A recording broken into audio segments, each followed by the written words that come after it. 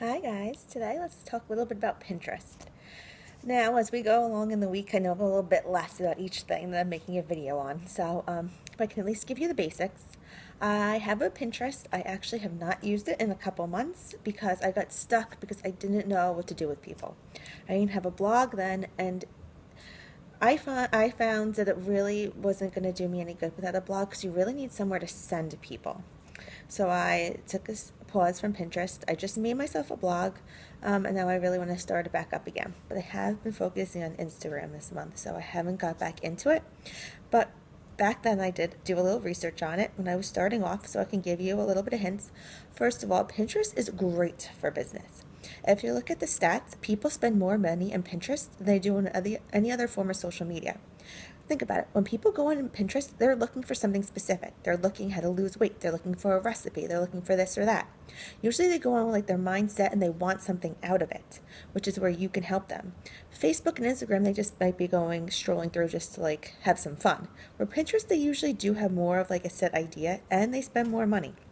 So it's definitely a good place to get more into. So you should set up a business Pinterest account, and you would go to business.pinterest.com, and then you would have your business account. You can verify a website. I did not do that, and apparently it's confusing. I do have my website in there, but it's not verified. When they were talking about you can get just people would trust it more, I'm not really sure. I didn't do it though.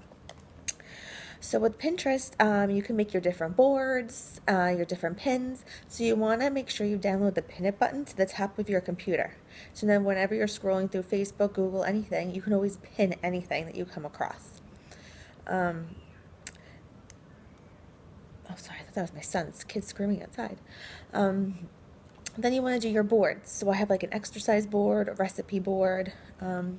So your business one you want to keep more personal, but you do want to pin other people's posts. Maybe you'll have one of your own recipes and another board of like recipes that you want to make. Because you do want some personal, and also you want to repin other people so they repin yours. So it makes more sense when you look on Pinterest more. But it's very easy. If you take a picture of your own food, if you have that pin it button on your computer, you can just pin it right from there. It's super simple. You do have to play around with it a little bit. So there's different ideas for pins. So the ones that get posted the most, there's 5 different kinds of pins that get repinned the most. One is infographics. So this is info and stats in like a visual kind of manner. So you can do like different diet plans, demonstrate different kinds of exercises, best workouts, weight loss, and shakes. There's a website, I forget what it is. You can probably just Google infographics and it can help you make some of those. Other one are checklists. People love to see checklists. You could check off like the different, maybe for 21 Day Fix, you can make like a checklist for people to use. Tutorials. So I had like how to do planks, how to do push-ups. You can do how to make something simple, just like that. A teaser text. This is text to the image with the website. This is where I said that you need, you should have a blog or a website with the app button. So this is like, learn 5 ways to lose weight. Click here. So then people will go to your website. So that's why I think it's important, because those teaser texts are great. Or learn what food helps you burn the most calories or something. Click here, and then you bring them to your blog. So those are big pinned posts. Also videos. So just like Facebook, just like Instagram, Pinterest loves videos also. So I was posting my workout videos on there. These are good if you do them yourself too, more personal, but you can also do other people's. So the site to do the infographics is infograph.am, and that you could do infographics on. Also, PicMonkey's a great way to use the teaser pins, and to make videos you can do Camtasia. I haven't even done that. I usually just use PicPay Post for my 15-second videos. So on your posts, on your pictures, you want to have the caption and you want to call to action, just like everything else. You want to tell people what to do. Click here, repin this, comment. You want to tell people what to do with it. You need keywords like nutrition, fitness. That's how it gets ranked. More people see your post if it has a good caption. You can probably Google like the best words to use. Increasing your visibility, more exposure. You want to pin smart. Pin very early in the morning or late at night. And Saturday mornings are a huge time to pin. Law of reciprocity, great content. So, pin other people's posts or follow other people so they follow you back. Kind of like the same thing as Instagram. And you can also do a contest. Say, pin it to win it.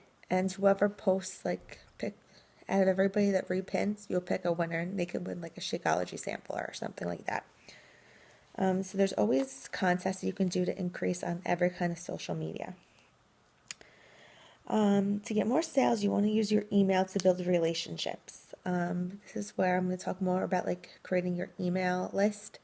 So you can do different things. Have a 7-day meal plan, leave your email, something like that. So just to recap some things, you want to make your site pinnable. Make sure you tell people to repin. Make them have a reason to want to repin your pins. Great value, visual content. You have to make it pretty too. It has to be good pictures. It can't be blurry. People are really looking on Pinterest for the quality of the picture. And use good captions and keep them short, but right to the point. Other things that are good for pins also are tall pins. I haven't tried to make these. I have to figure out how, but apparently tall pins are the best because if you scroll through, a pin that takes up a long amount of space is going to catch somebody's eye more. So say you're making a cookie. You can make a tall pin of the 6 different steps to make the cookie. That's huge. So to get your pins repinned, it's very important for beauty, inspiration, motivation, usefulness. So you want to provide a solution for people, education, and people always love humor and entertainment.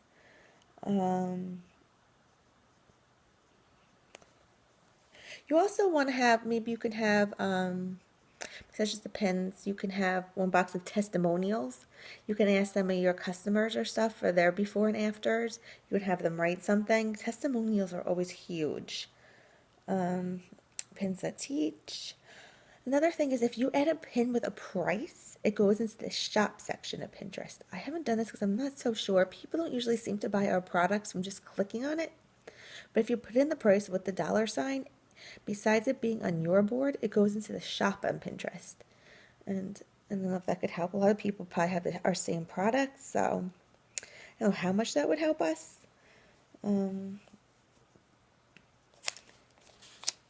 Let's a little bit more. Let's see. And then I just had a little bit more about different kinds of contests and stuff, but that's a little bit down the road. First, you want to just get started with your boards. And they're all basically go back to the same as you want good content. That's basically what it comes down to. Follow people, repin their stuff, give them a reason to want to repin your stuff. And remember, Pinterest people spend the money on, so it's not such a bad idea to get onto it.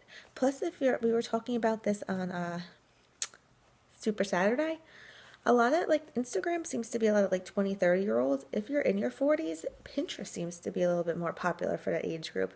That was just what we were discussing. I don't know if it's true, if it's just what we say. But even 30s and 40s, I feel is a lot of Pinterest. So I guess depending on your demographic also, your target market. All right, thanks guys.